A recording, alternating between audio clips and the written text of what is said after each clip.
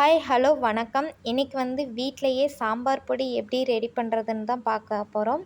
வாங்க வீடியோக்குள்ளே போகலாம். இன்றைக்கி நான் 1 டம்ளர் அளவுக்கு நாட்டு மல்லி எடுத்திருக்கேன். இதுக்கு 2 ஸ்பூன் கடலைப்பருப்பு, 2 ஸ்பூன் உளுத்தம்பருப்பு, 2 ஸ்பூன் துவரம்பருப்பு எடுத்துக்கலாம். 1/2 ஸ்பூன் ஜீரகம் எடுத்துக்கலாம். 1/2 ஸ்பூன் மிளகு, கொஞ்சமாக கட்டி பெருங்காயம், 1/2 ஸ்பூன் வெந்தயம், 1 ஸ்பூன் கடுகு, 250 கிராம் வரமிளகாய் எடுத்தாச்சு.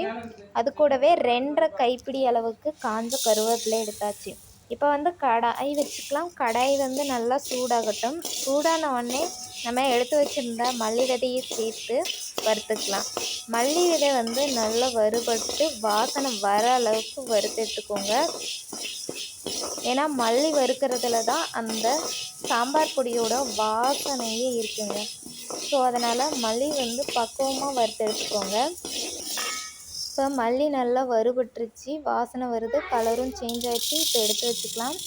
இப்போ அதே கடாயில் கடலைப்பருப்பு, உளுத்தம்பருப்பு, துவரம்பருப்பு இதெல்லாம் 3யும் சேர்த்து கலர் மாறி வர அளவுக்கு வறுத்து எடுத்துக்கோங்க. லைட்டாக மாறி வந்தோடனே எடுத்துருங்க, ரொம்ப தீஞ்சிடக்கூடாது பருப்பு. இப்போ பாருங்கள், இந்த ஸ்டேஜில் நம்ம எடுத்துடலாம். இப்போ சீரகத்தை சேர்த்து நல்லா வறுத்து எடுத்துக்கோங்க. சாம்பார் தூள் அரைக்கிறதுக்கு எந்த ஒரு எண்ணெயும் தேவைப்படாது. எண்ணெய் சேர்த்தாமலே வர இதுவாகவே எல்லாமே வறுத்து எடுத்துக்கணும். இப்போ மிளகு சேர்த்துக்கலாம். மிளகு நல்லா வறுபட்டு வர அளவுக்கு எடுத்துக்கோங்க. மிளகு வறுபட்டுருச்சான்னு எப்படி பார்க்குறதுன்னா லைட்டாக வெடிக்கும், அந்த ஸ்டேஜில் எடுத்துக்கோங்க. அடுத்ததாக நம்ம எடுத்து வச்சுருக்க வெந்தயம், கடுகு இது 2யும் சேர்த்து நல்லா வறுத்துக்கோங்க. வெந்தயம் நல்ல கலர் கோல்டன் ப்ரௌன் கலராக வரும். கடுகு நல்ல கருப்பு கலர்லேருந்து வெள்ளை கலராக நிறம் மாறி வரும். 2மே வாசனை வரும், அந்த ஸ்டேஜில் எடுத்துக்கலாம். இப்போ எடுத்து வச்சுருந்த கட்டி பெருங்காயத்தையும் சூடு பண்ணி எடுத்து வச்சுக்கலாம். இப்போ எடுத்து வச்சுருந்த மிளகாவை சேர்த்துக்கலாம்.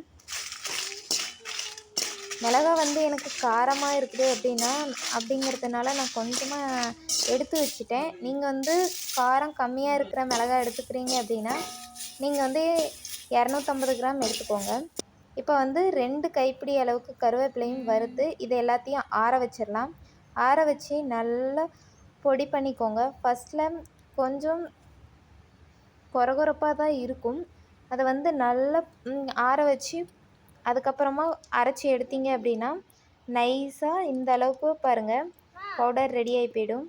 தேங்க்யூ ஃபார் வாட்சிங் வீடியோ.